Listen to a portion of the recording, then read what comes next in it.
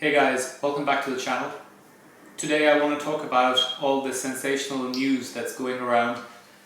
I am creating this video to urge and request each and every one of you, and more so the journalists who are just using this to their advantage and creating news to sell newspapers and get more hits online and all that.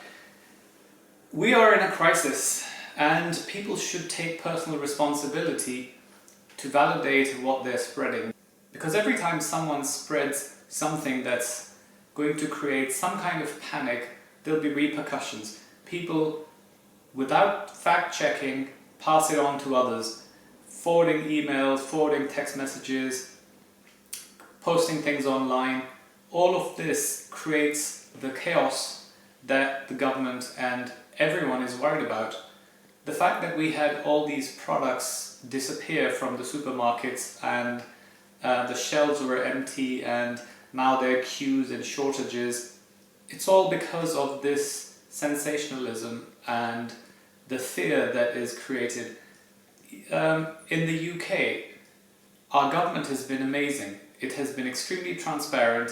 They have the chief scientific officer and the chief medical officer answering people's questions. Unfortunately, the morons are the journalists. I watched a couple of these episodes. The most recent one was where Boris Johnson was doing the speech from 10 Downing Street before he was diagnosed with the coronavirus. And he and his team gave real, clear, concise answers and made these statements that make complete sense. Yet, if you replay that video, I'll look it up on the internet and put the link below, you should listen to the journalists. They're asking the most stupid questions.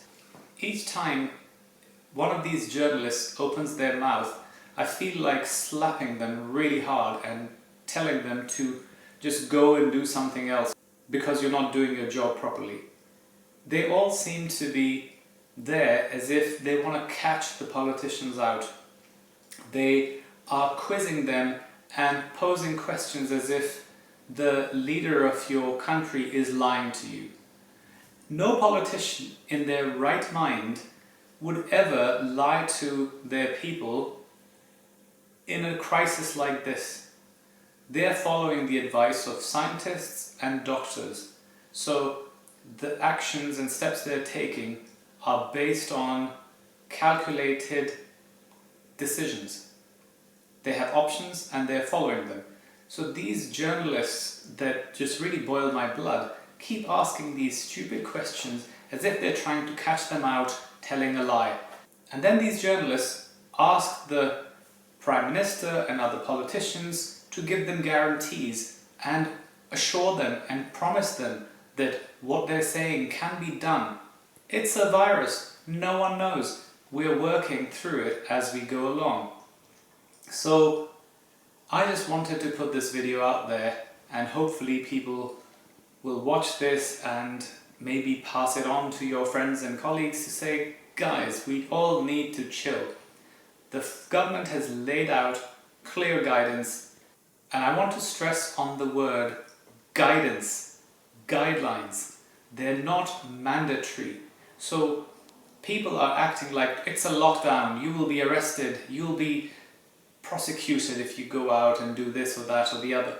The government is being very lenient because we are not a communist country, we're not part of the ex-Soviet Union, so our people are sensible and we just give them guidelines and they follow it.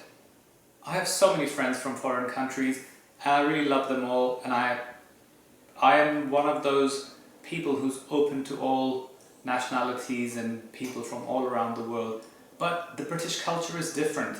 I have so many of my foreign friends saying, oh, why doesn't the government put the army out on the streets and lock everyone down? It's not going to work.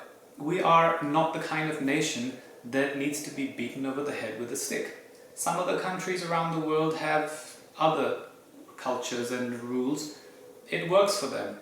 Besides, if you put all the army and police out on the street to tell people to stay at home, then when there is an emergency, half of them will either be sick or they are unable to provide the real necessary and important services, like maybe building an emergency hospital or transporting goods from one place to another, or if there's some kind of a little war or I don't know, some riot that breaks out.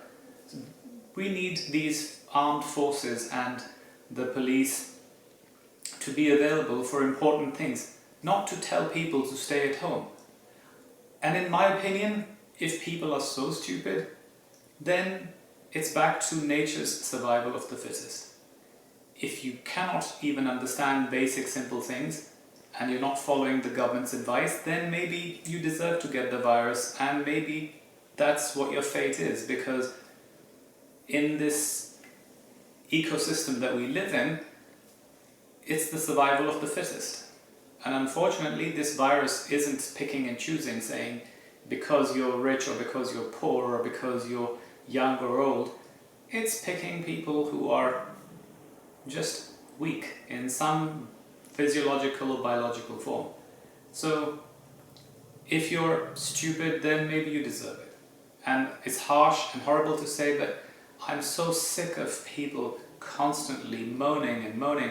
They moan about the government that they put into power, and they want the government to fix all their problems and cuddle them and kiss them and pay their salaries while they sit at home and they act like petulant teenagers or really spoiled children, and they need to be now controlled and told what to do.